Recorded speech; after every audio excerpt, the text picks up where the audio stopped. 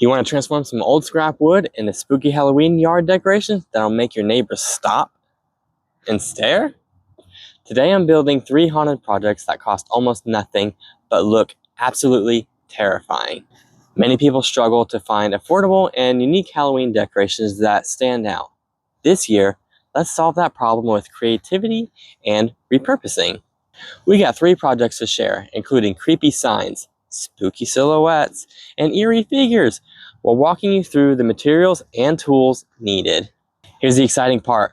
Watch as we bring these wood scraps to life with paint, tools, and a little imagination, culminating in a jaw-dropping final reveal. First up, let's make this palette look like it's been through a zombie apocalypse. Spray the whole thing with a coat of paint, primer, mixture, whatever color you want, black, gray.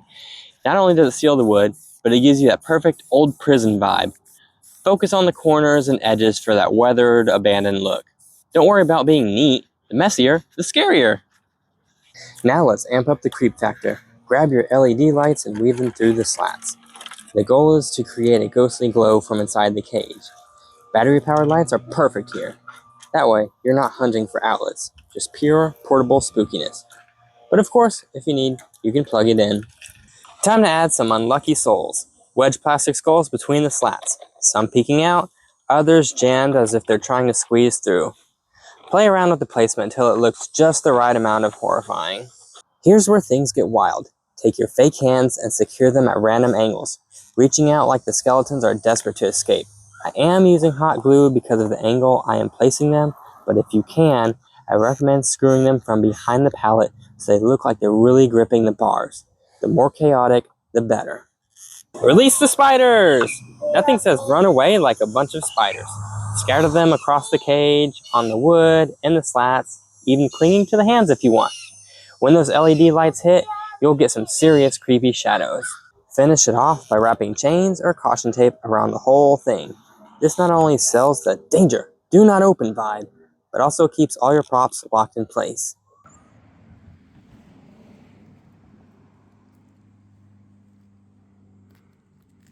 And here it is all lit up. Look at his eyes, isn't that cool? Alright, and for this next project, all you're going to need is 3 things. A jigsaw, a projector, and some scrap 1/2 inch. And so this whole circle is about 21 by 21-ish. So that's the really cool thing I like about the projector is you can kind of put it out and scoot it back or bring it closer so you can get the right size that you want. So if you're wanting to mimic this, just get a board that's about a 2x2 kind of thing, right? And then, now that's on there, all you have to do is trace it out as best as you can. You could freehand this if you want, or, you know, however artistic you are, but I am not. So this projector idea, I think, is a gold mine.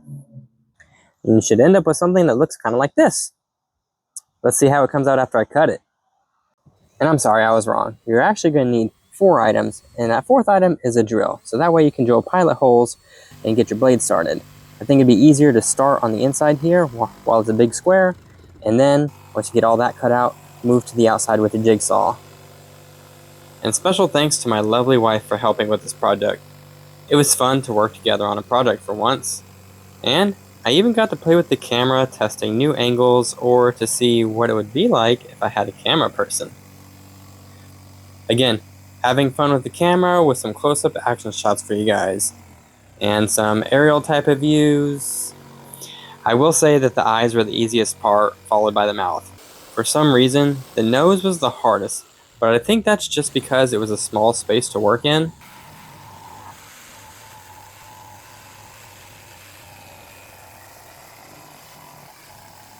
Anyway, enough fun with that. Let's finish cutting out the face.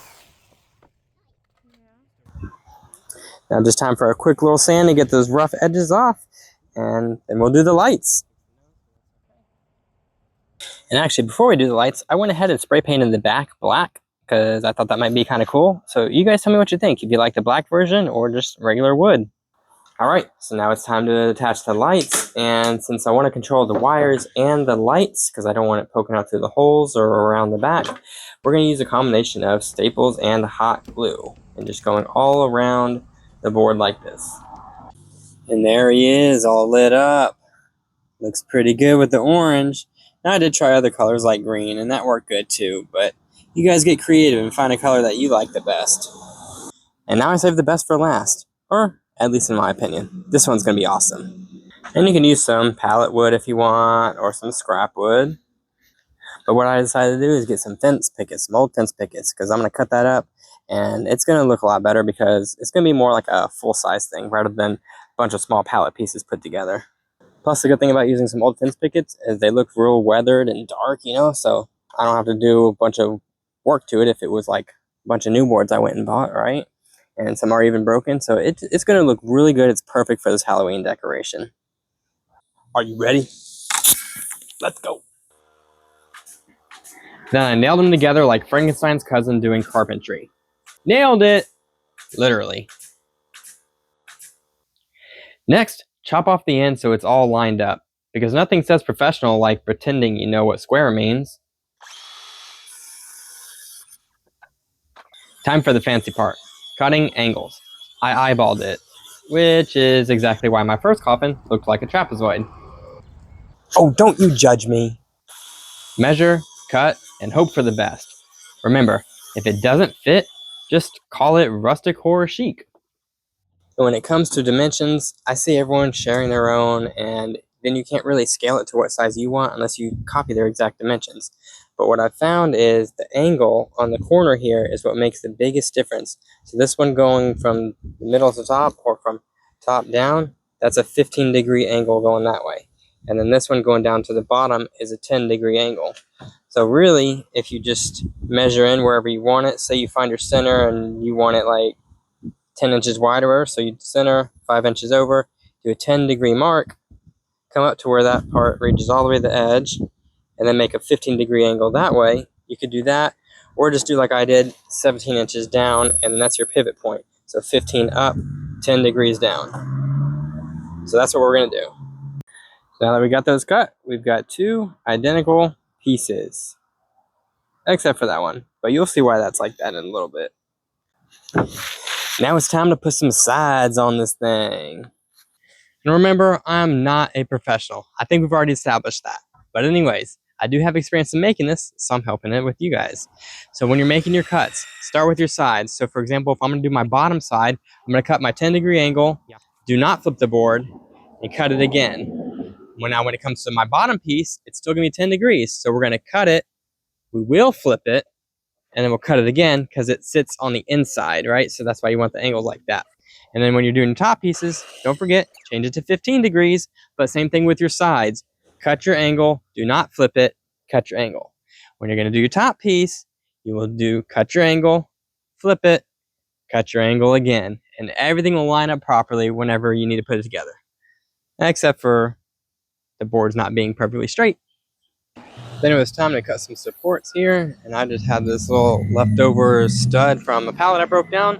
So I'm gonna cut some 1.5-inch strips out of this, and I'm gonna keep my fingers nice and far away from the table saw over here. And then we're gonna come to length, which I think is gonna be about 9 inches. Attach the sides and supports. It's basically IKEA for the undead, just with more splinters and fewer instructions. And finally, light it up. Toss in a skeleton, and boom, instant graveyard glam. And here it is during the day, but just wait till it gets dark. And that's how I turned old fence pickets into a Halloween coffin DIY. So easy, it's scary.